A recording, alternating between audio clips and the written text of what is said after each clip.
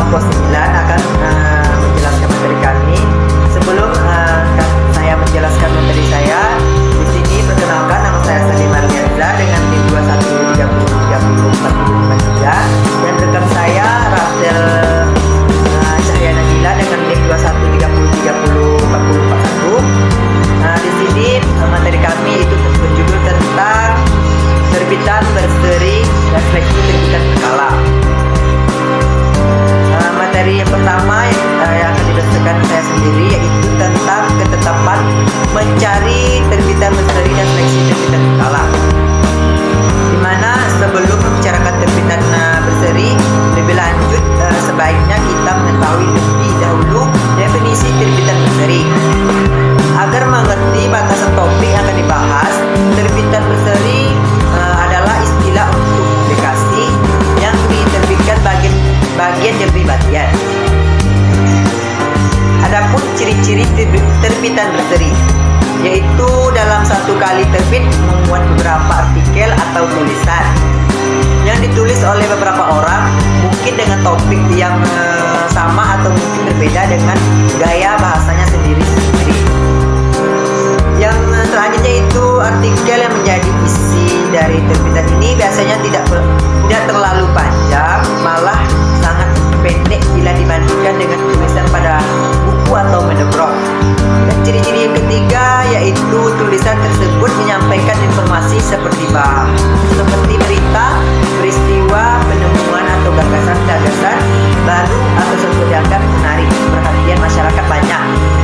Ciri-ciri yang keempat yaitu terbitan ini dikelola oleh sekelompok orang yang biasanya dikenal dengan nama redaksi, di mana redaksi inilah yang mengelola dan bertanggung jawab atas terbitan ini. Ciri-ciri yang kelima yaitu merupakan bentuk arsip ilmiah yang telah diketahui oleh masyarakat umum. Yang ciri-ciri yang keenam yaitu terbit terus-menerus dengan memiliki kata terbit, misalnya harian, mingguan, bulanan, 3 bulanan, 6 bulanan, dan sebagainya. Yang terakhir adalah memiliki sistem kontrol internasional. Ciri ini dapat dikenali oleh nomor ISSN atau singkatan dari International Standard Serial Number. Materi selanjutnya yaitu menganalisis terbitan berseri dan seleksi terbitan berkala, di mana terbitan berseri ini merupakan salah satu terbitan yang berisi informasi berita atau kabar serta kejadian-kejadian yang menyangkut ekonomi, politik dan lain-lain yang menarik di masyarakat. Terbitan berseri ini biasanya direncanakan untuk terbit terus-menerus dalam jangka waktu yang tidak terbatas. Yang selanjutnya ada jenis-jenis terbitan berseri. Menurut Harvard, terbitan berseri meliputi terbitan berkala, surat kabar, koran, buku tahunan, seri monografi, dan bernomor presidi, transition, dan memoir. Dimana yang pertama yaitu terbitan berkala, yaitu terbitan berkala didefinisikan sebagai terbitan atau publikasi berseri dan berkelanjutan kecuali surat kabar. Terbit secara teratur dalam waktu yang berselang-seling, mungkin sekali terbit dengan frekuensi tengah mingguan, atau dapat juga terbit setiap semester atau tengah tahunan. Yang kedua ada surat kabar, di mana surat kabar adalah salah satu terbitan berseri yang sangat kaya akan berita atau informasi mutakhir, sebagaimana namanya yaitu surat kabar. Yang selanjutnya yaitu tabloid, yaitu akhir-akhir ini muncul sebuah format baru dari terbitan berseri yang disebut tabloid. Terbitan baru ini mempunyai format antara majalah populer dan surat kabar.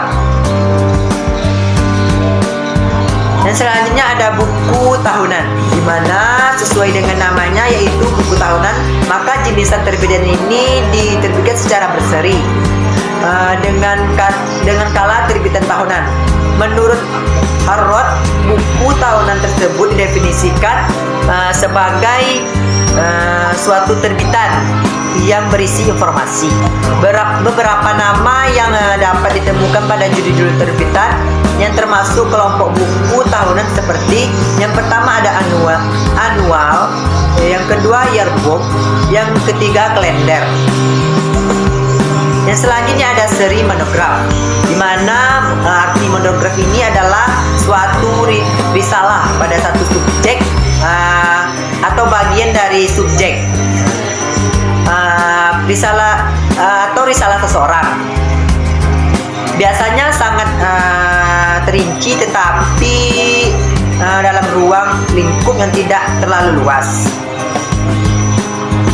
Suatu monograf dapat juga berisi bibliografi lengkap. Yang selanjutnya ada proceeding, di mana terbitan berseri berikutnya adalah proceeding. Harrod mendefinisikan proceeding sebagai berikut: publikasi catatan pertemuan dari suatu organisasi atau masyarakat ilmiah atau suatu institusi, dan biasanya dilengkapi dengan makalah-makalah atau abstrak makalah atau laporan yang dibacakan atau dipresentasikan pada pertemuan tersebut. Jadi proceeding biasanya dihasilkan oleh suatu pertemuan ilmiah atau konferensi. Nama lain yang juga dimaksudkan sebagai bentuk proceeding adalah laporan konferensi, laporan simposium, dan proceeding. Mungkin itu materi pertama yang dijelaskan oleh saya sendiri. Materi selanjutnya akan dijelaskan oleh rekan saya, yaitu Rahel Cahaya Nabila.